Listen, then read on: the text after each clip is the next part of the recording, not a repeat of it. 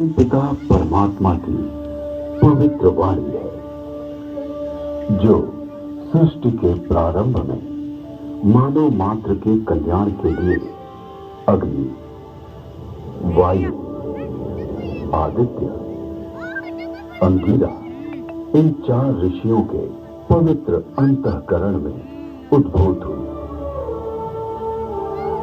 तत्व ज्ञान की दृष्टि से वेद एक है, किंतु विषय विभाग की दृष्टि से इसे 4 भागों में बांटा गया है।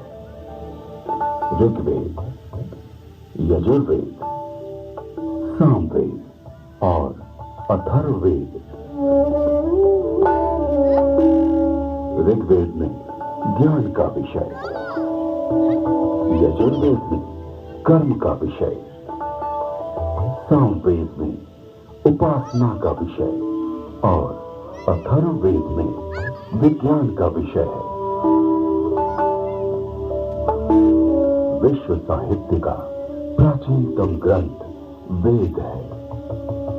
मानव जाति के प्राचीनतम ग्रंथ होने के कारण उस समय की सभ्यता, संस्कृति, आचार विचार और कर्तव्य आदि को जानने का स्रोत वेद है।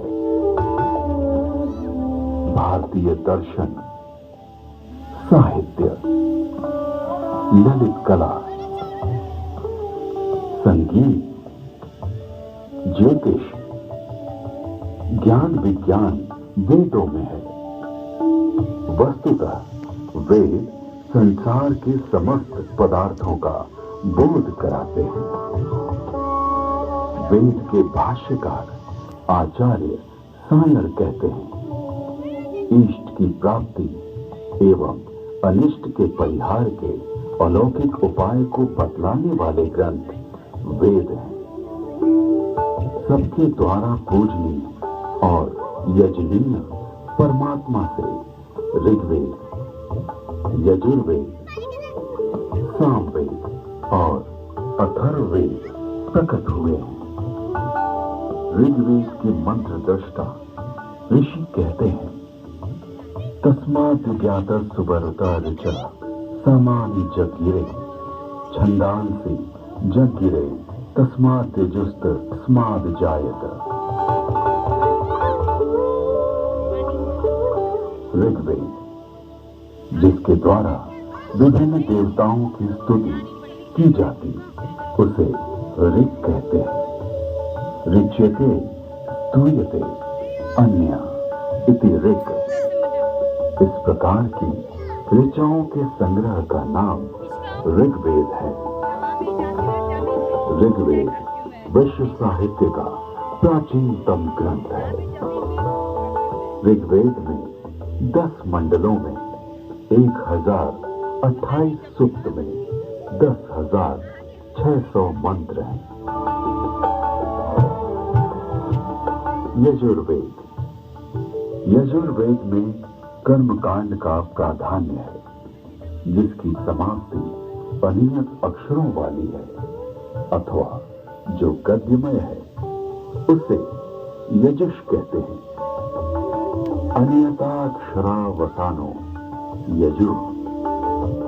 यजुर्वेद के 2 भाग हैं, शुक्ल यजुर्वेद एवं कृष्ण यजुर्वेद। शुक्ल यजुर्वेद में 40 अध्यायों में 1975 मंत्र हैं। कृष्ण यजुर्वेद गद्यात्मक है। सामवेद गीति ही साम है, गीतेषु समाख्या। संगीत का मूल उद्गम सामवेद है। सामवेद के 2 भाग हैं, पूर्वार्चित एवं उत्तरार्चित। सामवेद में 1875 मंत्र हैं। अथर्ववेद, अभिचार मंत्रों का ज्ञान अथर्ववेद में है। इसमें आयुर्वेद का विस्तृत विवेचन हुआ है। इसकी शौनक शाखा में 20 कांडों में 730 सूक्तों में 6000 मंत्र हैं।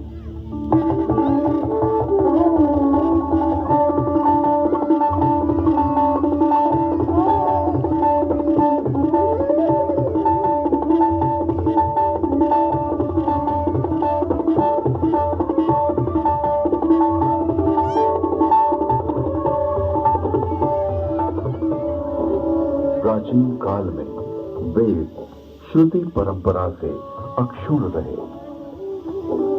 वैदिक ऋषियों ने वेदों को कंठस्थ किया और अपने शिष्यों को इसका श्रवण कराया।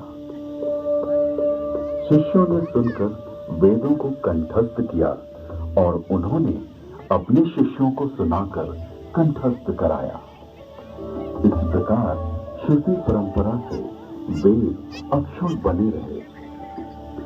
वेदों में किसी भी प्रकार की मिलावट न हो सके, इसके लिए वैदिक ऋषियों ने विकृति पाठों का निर्माण किया। वेदों में मंत्र दृष्टा ऋषियों का उल्लेख है, जिन्होंने मंत्रों का साक्षात्कार किया। इस परंपरा में सप्त ऋषियों का विशेष महत्व बतलाया गया है। सप्त ऋषियों का वैशिष्ट्य उपनिषद एवं पुराणों में मिलता है। ये 7 ऋषि हैं: वशिष्ठ, विश्वामित्र,